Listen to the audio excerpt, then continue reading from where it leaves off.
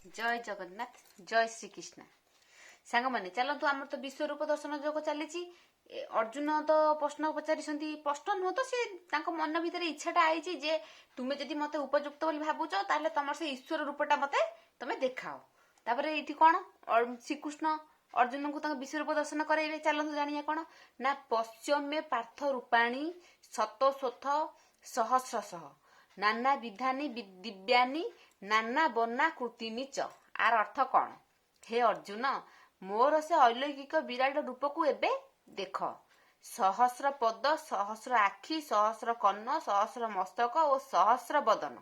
थिबारु मो नाम अनंत शुक्ल पीत रक्तादि वर्णरे जेते चित्रित होईछि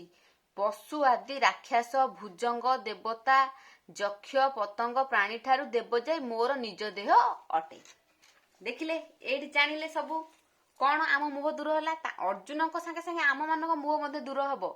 आम दूर अच्छी आम जानी समस्त कौन अविश्वास कर समस्त जानी समस्त कौन जानी ना महाभारत विषय समस्त जानी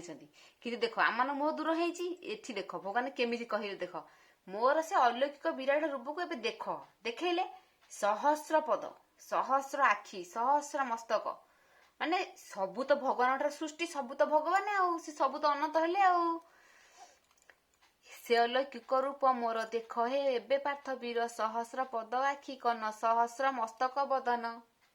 जय जगन्नाथ।